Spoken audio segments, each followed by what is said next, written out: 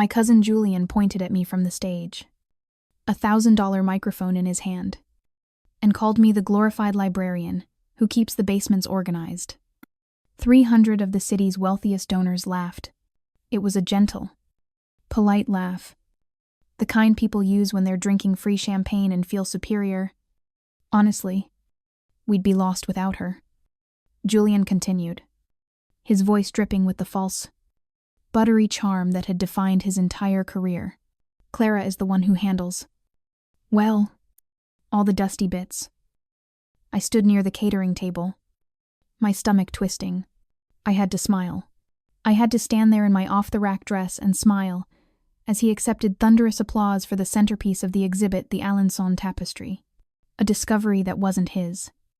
It was mine. He was the head of acquisitions and PR. I was the archive restorer. In his eyes, that meant he was the visionary, and I was the help. He basked in the spotlight, accepting praise for his visionary acquisition, while I was just the little cousin who played with dusty scraps. He has always counted on my silence. He has always relied on the fact that I am quiet, that I am meticulous, and that I hate confrontation. He built his entire reputation on my work, and he was about to use that reputation to destroy me. This gala wasn't just a celebration. It was a performance. The real audience wasn't the donors. It was one woman standing near the back, dressed in a severe black suit, holding a leather-bound clipboard. Ms. Althorpe, the auditor. She had been hired by the board to conduct a top-to-bottom financial review. The museum was bleeding money, and she was here to find out why. Julian had spent the last 2 weeks charming her, walking her through his department, showing her his acquisitions, and explaining why his budget needed to be doubled. And to double his budget, another's had to be cut. Mine. My department, archival restoration, was on the chopping block. Julian had been hinting for weeks that we were a money pit. He called us non-essential. He couldn't understand the value in preserving things. He only understood the thrill of acquiring them. I'd spent the last 6 months writing reports justifying our existence.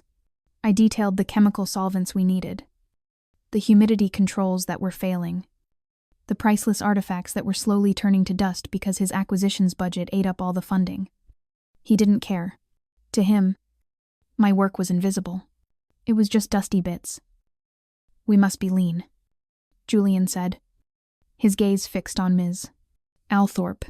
We must cut the fat. We must sacrifice the non-essential services of the past to fund the future. I knew exactly what he meant. He was talking about firing my team.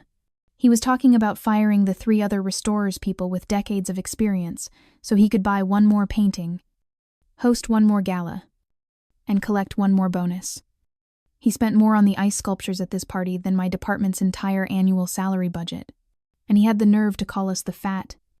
He gestured to the tapestry, the crown jewel of the night. This, he announced, is the future. The Alençon tapestry. It was magnificent, but I wasn't looking at the weave. I was remembering the moment I found it. It wasn't a discovery. It was an identification. It started with a single, burnt fragment in a box labeled unidentified textiles. 1880. I'd been doing a routine inventory of the deep archives. Julian never came down there. He hated the dust. I recognized the weave pattern. It was unique to a specific medieval guild. I spent a year of my own time, nights and weekends, cross-referencing that tiny scrap with shipping manifests, guild logs, and auction house records. I proved its origin. I proved its authenticity. I proved that the burnt scrap was a fragment of a priceless lost tapestry. I took my research to Julian, excited, thinking we could finally fund the restoration department. I showed him the proof. He looked at my file, bored. Clara, stop wasting time on this, he'd said. Nobody cares about dusty scraps. It's a dead end. He told me to get back to cataloging. 6 months later, he called an emergency press conference to announce his miraculous discovery. He claimed he'd found the tapestry at a small estate sale. Using his instinct and scholarly eye, he used my research file as his press release. He used my words, my identification, my provenance report. He was telling the donors the exact story I'd told him. He was describing the thrill of the hunt, the late nights in the archives. I was the hunter. He was the thief who stole the trophy and claimed the prize money. He was a fraud. He was a liar. And he was standing on that stage, bathed in light, destroying my career with a smile. He even brought our family into it. My little cousin, Gala, he said, shaking his head with that practiced, affectionate condescension. She's always had her head in a book. Our grandmother always said she had the eye for tiny details. He left out the rest. Our grandmother, a master textile restore herself, had trained me. She left me her tools. She left me her journals. She told me I had the patience and the integrity for the work. Julian got the inheritance. He got the money, the connections, and the title. I got the work ethic. He always twisted my dedication into a weakness. He framed my meticulous nature as a hobby. He told the family I played in the basement, that my job wasn't a real career like his. His career involved managing multi-million-dollar assets. But my hobby was the only thing that gave his assets value. Without my provenance work, that tapestry was just a pretty cloth. Without my restoration, it would disintegrate in 20 years. My work proved it wasn't a fake. My work proved it wasn't looted. My work was the value. He was the balloon. And my research was the helium. He just forgot that the person he was dismissing as a librarian was the only one who knew how everything in that museum actually worked. The speech finally ended. The applause was deafening. Donors, trustees, and board members surged toward Julian, everyone wanting to shake the hand of the museum's savior. I was expected to blend in. I was expected to go back to the basement, accept the public humiliation, and wait for my department to be dismantled. Julian caught my eye from across the room. He was surrounded by admirers. He gave me a small, smug wink. It was the wink he always used. It was the gesture that said, "We're family.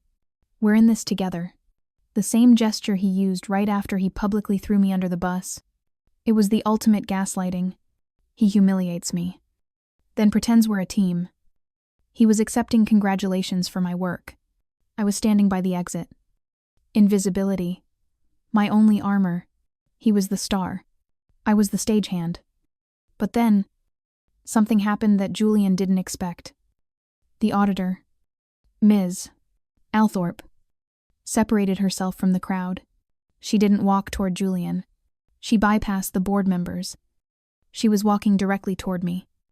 She held her clipboard, and her expression wasn't impressed. It was sharp. "Ms. Clara," she asked, her voice quiet but firm. "You're the head of restoration." "Correct. Archive restoration." "Yes," I said. "I've been reviewing the acquisition files for the new tapestry," she said, her eyes scanning the room. "Mr. Julian's paperwork is charming, but it's missing the actual provenance report and the acquisition financials." Julian had submitted a file, but it was just press clippings about himself. "He said you handled the dusty bits, so I assumed you'd have the real file," she continued. "My audit requires the full financial ledger for that piece. Can you provide it?" Julian was watching us now.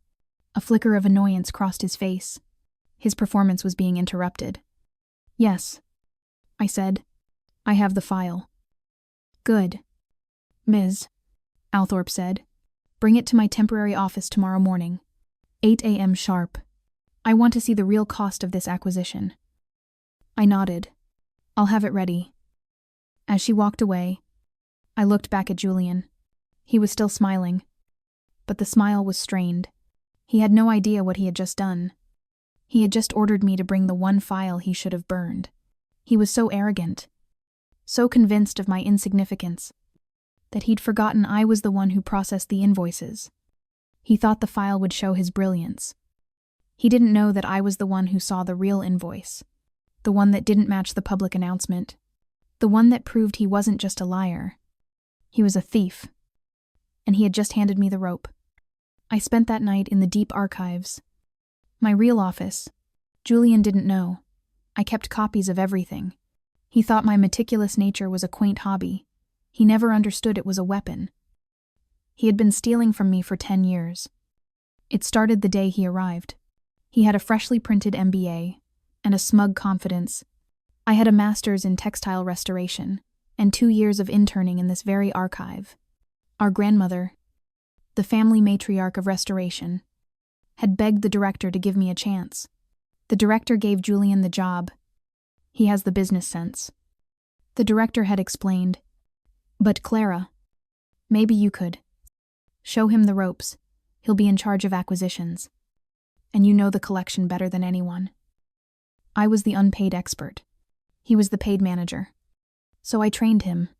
I spent 6 months walking him through the vaults, explaining the chemical compositions, the humidity requirements, the difference between a 17th century forgery and a genuine piece. I taught him our grandmother's methodology. A week later, I overheard him in a board meeting. He was explaining the exact chemical degradation of vellum. Using my words, my phrasing, he presented my research on the humidity crisis as his own strategic overview. He got his first promotion. I was still making minimum wage, replacing archival tissue paper. He always counted on my silence. He framed his theft as teamwork. I remembered the fight over the Rosetta manuscript. It had been mislabeled for 50 years as a 19th century copy. I spent months, on my own time, analyzing the ink, the paper fibers, the binding. I proved it was a first edition translation, one of only 3 in the world. Its value skyrocketed from $2,000 to over $2 million. I wrote the report. I handed it to Julian. He presented it at the annual review. He took full credit. "My recent scholarship has uncovered a gem," he told the board. When I confronted him in his office, he laughed. He actually laughed. "Gala, don't be so sensitive," he said, leaning back in his new leather chair. "It all goes to the museum." "Right. We're a team. Are you trying to hoard credit? It's not a good look. It's small." I was small. He was the visionary. He used that team discovery to get a $40,000 bonus. He told me about it over Christmas dinner, finally getting paid what I'm worth. He'd announced. He used that money for a down payment on his high-rise condo. I spent that same month fighting with accounting because our department's request for $500 worth of acid-free storage boxes had been denied. The budget was too tight. He was buying Italian marble countertops with my work, and I was begging for cardboard boxes to stop priceless artifacts from rotting. He loved to tell the story of how he saved the museum, how he dragged it into the future. But his future was built entirely on my past. The Dusty Bits nickname, that was his invention. 2. A major donor, a tech billionaire, was visiting. Julian was supposed to give him a tour of the restoration wing, my wing. He'd never even been in my lab. He panicked. He called me the night before. "Gala, I need the Clara special. Just the highlights. Make me sound smart." I stayed up all night. I wrote a 5-page script for him. I detailed the carbon dating process, the infrared scanning we used to find hidden signatures, the solvent baths. He recited it perfectly. The donor was impressed. But then the donor asked a technical question about the specific isotope we used for dating medieval parchment. Julian froze. His script was finished. He had no idea. I was standing in the back. As ordered, I answered the question, quietly, factually. Julian's face turned red. He had been exposed as ignorant, and he couldn't stand it. He recovered by laughing. "You'll have to forgive Clara," he'd said to the billionaire, putting an arm around my shoulder. "She gets lost in the dusty bits. She's our details girl, utterly brilliant, but stuck in the weeds." He turned my expertise into a social failing. He made me sound like an awkward academic Henried, and him the charismatic leader who translated my jargon. The donor laughed. Julian got the $5 million donation, and the nickname stuck. From that day on, I wasn't the archive restorer. I was the girl who handled the dusty bits. He would rather publicly humiliate me than admit, for 1 second, that I knew more than he did. But the worst, the thing that proved to me he had no soul, was what he did with our grandmother's legacy. When she passed, she left her private collection, her tools, air journals, her priceless collection of medieval textile fragments to both of us. I begged him to donate it to the museum. It's our history. I pleaded. It's her life's work. It belongs here. For researchers. For students. You're right, Clara, he said, his voice full of false sincerity. It's our legacy. I'll handle it. A month later, I saw an auction catalog from a private house in Germany. He'd sold everything, the entire collection, her journals, her tools, the fragments she'd spent her life collecting. He got over $600,000 for it. When I confronted him, he didn't even blink. The museum wasn't interested. Clara, they said it was just old tools. I got us a great price. I put your half in a trust fund for you. See, I'm always looking out for you. He hadn't given me a trust fund. He'd given me a check for $20,000. He kept the rest. He bought a new sports car 2 days later. He had sold our family's soul for a car. This was the man who was now in charge of the museum's budget. This was the man calling me a money pit. For the last year, the financial squeeze had become a stranglehold. In every budget meeting, I presented the facts. The humidity controls in Vault C were failing. The entire pre-Columbian textile collection was at critical risk. We need $70,000 for the repair, I said, showing photos of mold blooms. This is not optional. This is the core function of the museum. Julian would sigh, his face a mask of pained responsibility. Clara, we just don't have the funds, he'd say. Looking at the board, these are luxuries. We have to make hard choices. Luxury, preserving the multi-million-dollar collection. The very next slide in his presentation would be a request. Gala and donor outreach budget $150,000.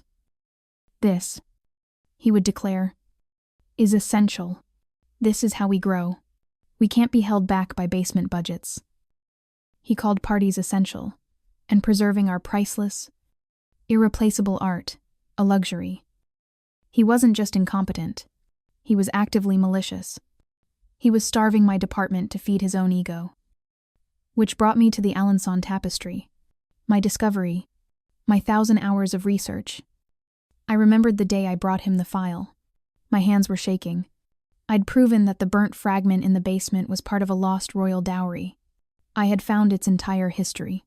I'd even found a record of the parish in France where it had last been seen in 1880, before a fire supposedly destroyed it. Julian, this is it. I told him. This could fund the entire restoration wing for a decade. He looked at the file.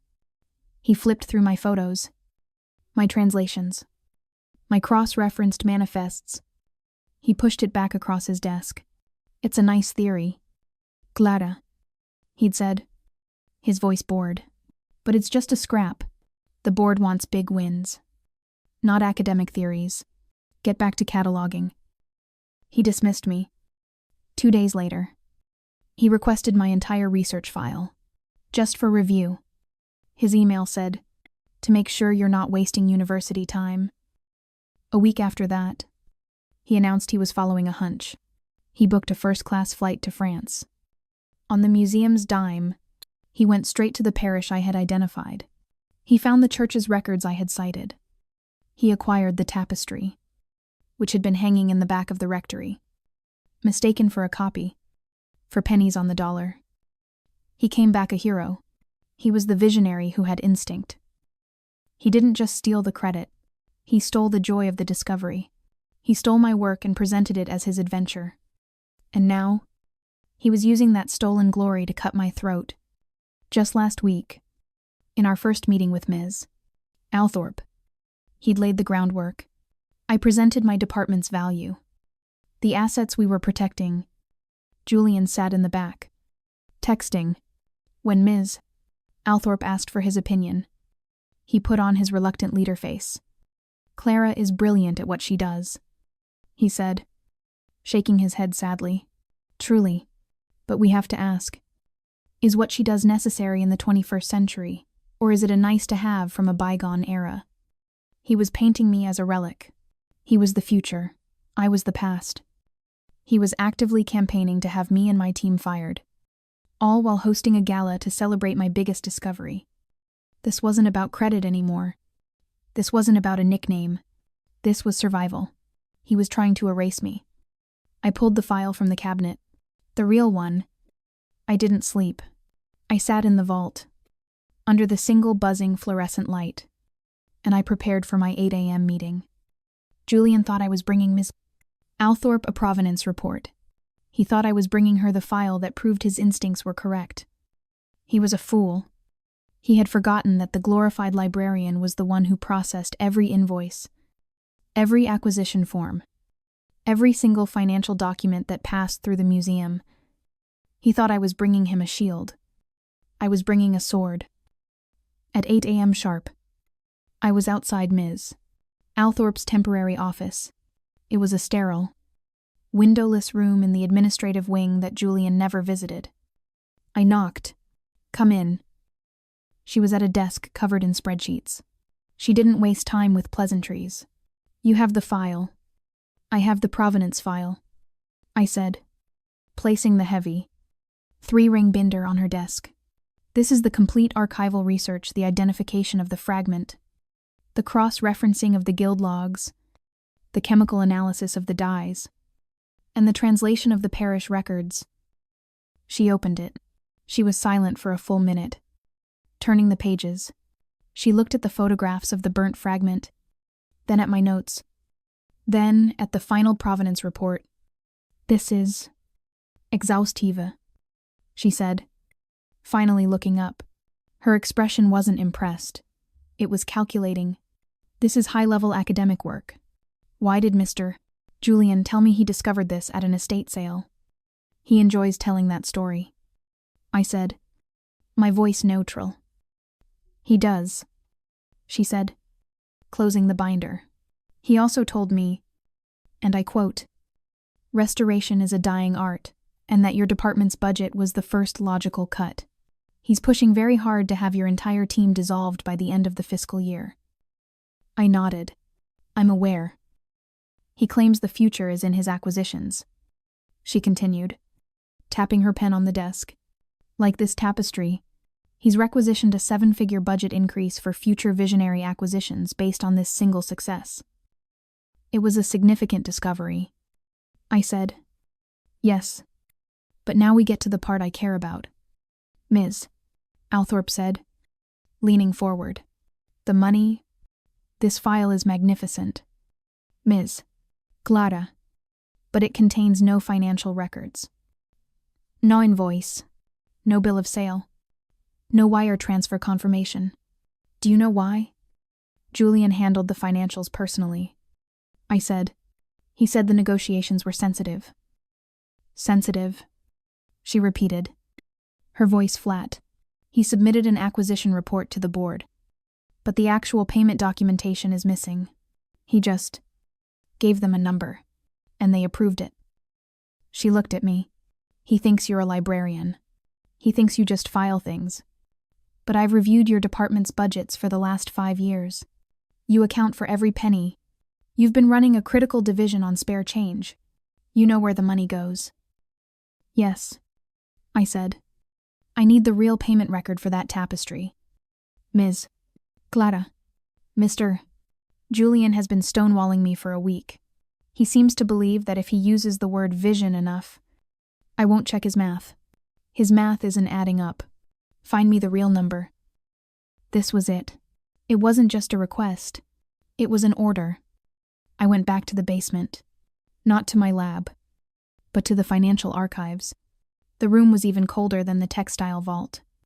I knew exactly what she was looking for. I remembered the day Julian had finalized the acquisition. He had been insufferable. walking around the office like a conquering hero. He had done the negotiation. Yes, but he couldn't request the money from the board without a formal acquisition file, and he didn't know how to create one. He had come to me, holding a single sheet of paper. Clara, I need this filed. The Clara special. Make it look official. The board is waiting. I had done it. I had created the formal acquisition request, attached his summary, and filed it. But I had kept a copy of his summary. He thought I was his secretary. He forgot I was an archivist. An archivist never destroys a primary source. I pulled the file, and there it was. The acquisition summary he had given me. It was 1 page. At the bottom, under total cost, he had written it in his own arrogant, sprawling handwriting, $750. $0. $750,000. I knew it was a lie. I knew it. The parish I had researched was small, rural, and poor. They wouldn't have known how to negotiate an international art sale. They wouldn't have known what they had. Julian hadn't negotiated. He had swindled them. But that wasn't the crime Miss Althorpe was looking for. Swindling the church was just Julian, being Julian. The crime was what he told the board. I went to the museum's central server. I had a high-level administrative clearance, a relic from my first year when I'd been tasked with digitizing the entire museum collection. A job Julian found tedious. He never realized that clearance gave me access to everything, including the financial ledgers. I pulled up the main accounts. I cross-referenced the acquisition file number, and there it was, the official, board-approved ledger, entry, Alençon tapestry acquisition, wire transfer to Société Gascogne Antiquités, amount $750. Ling ling ling. A wave of cold sickness washed over me. It wasn't just a lie, he told the board. He had falsified the ledger. He had created a fake antiquities dealer. He had wired $750,000 of the museum's money. Somewhere. But where? He had used my research to find the tapestry. He had used my name to build his reputation. And now I saw the truth. He was using my discovery as a cover to embezzle $750,000. This entire time, I thought he was just an arrogant, credit-stealing egomaniac. I thought he was just trying to get me fired to protect his own budget. I was wrong. He was trying to get me fired because I was the only person who knew the truth of the tapestry. He was cutting my department, the only department dedicated to preservation and truth, to fund his crime. He wasn't just starving us to feed his ego. He was starving us to hide his theft. He had called me a money pit. He had called me fat to be cut. He had stood on that stage and laughed about my dusty bits, all while he was siphoning off the museum's endowment. He was a common criminal, and he was using me as his alibi. My hands were shaking, but not with fear. It was with a cold, clear rage. This wasn't enough. The ledger proved the transfer, but I needed to prove the lie. I needed to find the real price. I went deeper. I went into the email server backups. Julian was meticulous about his image, but sloppy with his digital footprint. He deleted his emails, thinking they were gone forever. He forgot that the glorified librarian knew that the server kept a rolling 30-day backup of everything. I found his deleted items folder from the week he was in France. I found the email chain. It wasn't with Société Gascogne Antiquités. That company didn't exist. It was with Father Michel, the parish priest I had identified in my research. I read the chain. Julian, using his official museum email, was at his most charming. Julian Father, it is a magnificent cloth. But as I said, it is a copy, a very good one. But a copy, it has no real value. The museum, however, would be willing to make a donation to your parish restoration fund, simply as a gesture of goodwill, in exchange for the cloth. Say, $25,000. Father Michel, Mr. Julian, this is a miracle. We can repair the roof, but our council says we must ask for $50,000. The damage is extensive. Julian, $50,000, Father. You drive a hard bargain. But for the sake of history, the museum accepts. We will wire the donation of $50, $0, to the Parish Restoration Fund. Father Michel, God bless you. Mr.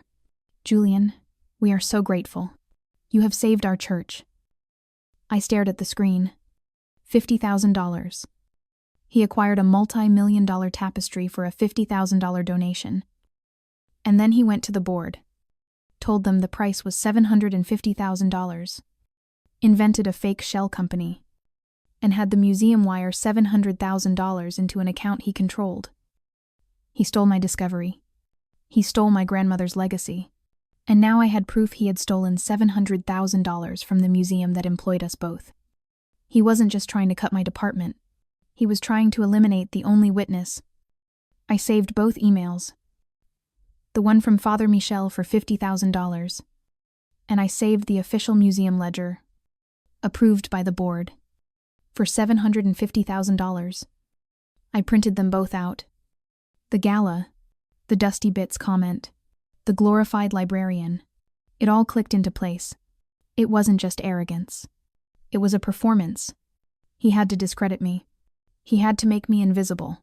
He had to paint me as an irrelevant, quiet academic before the auditor arrived. If I was just the details girl, no one would ever ask me about the money. He had miscalculated. He thought I was quiet.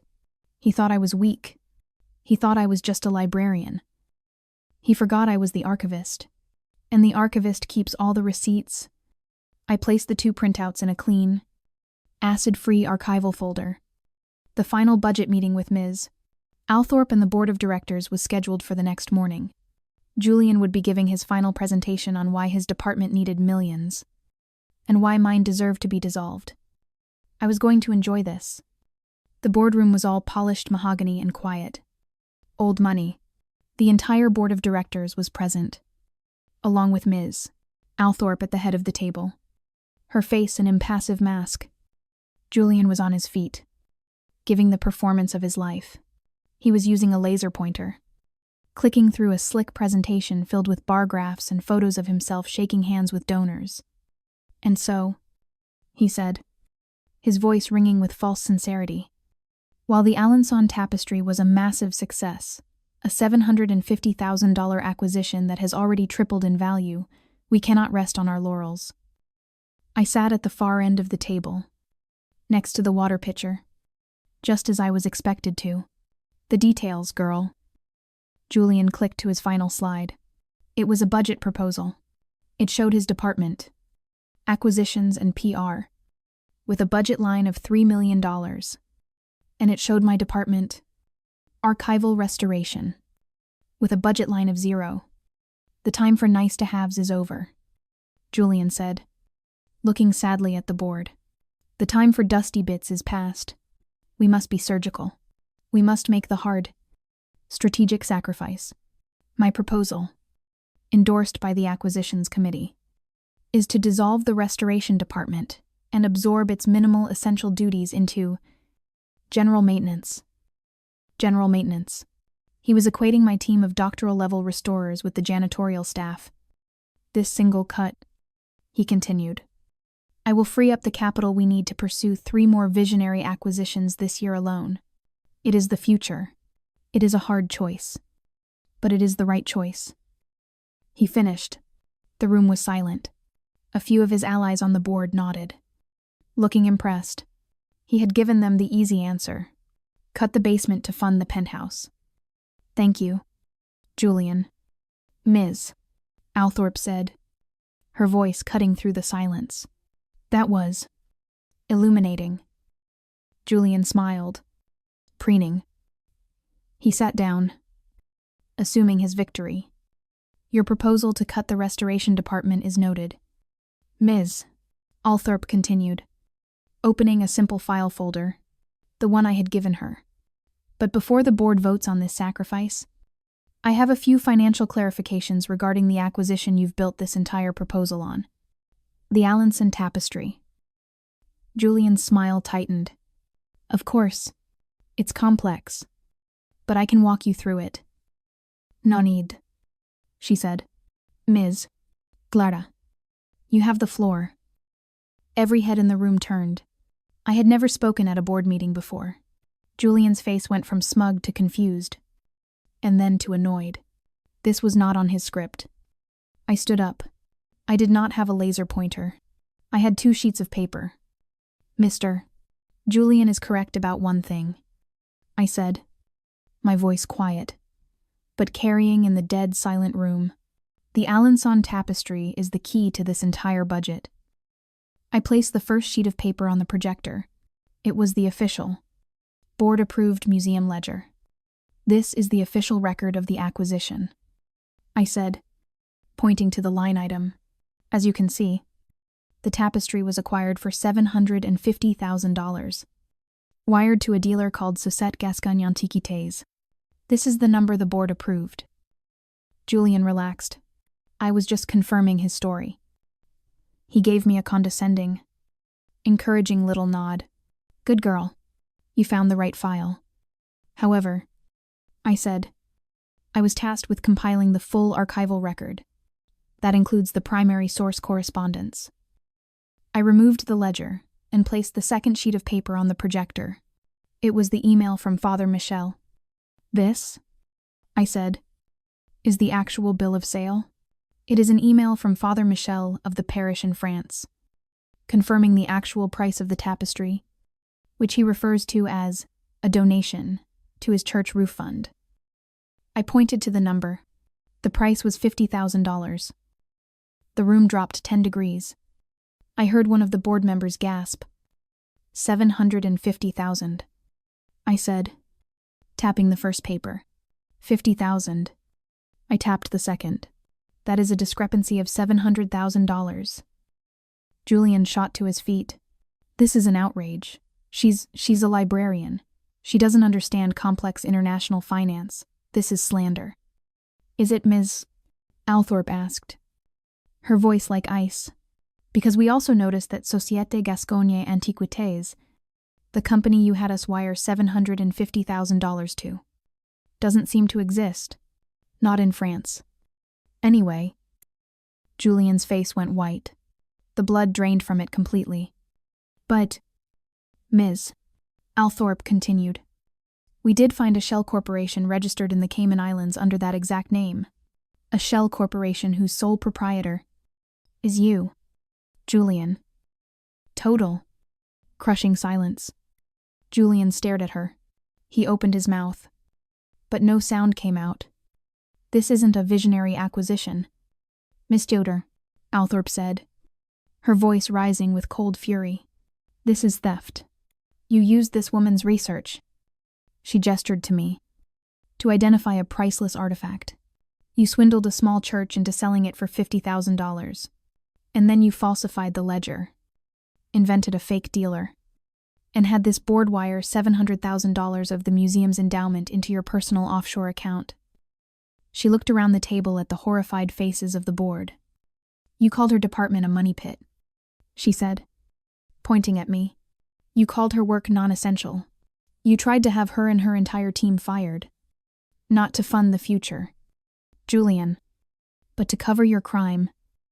Julian's allies, the men who had been nodding at his presentation, were now staring at their hands, refusing to meet his gaze. He was utterly, completely alone. You, Julian sputtered, pointing a shaking finger at me. You, dusty, insignificant, librarian, you ruined everything. She didn't ruin anything. Mr. Julian, Ms. Althorpe said. She saved this museum. Her dusty bits just saved this board from a criminal investigation. Her details just uncovered grand larceny. Julian collapsed into his chair. He was breathing heavily.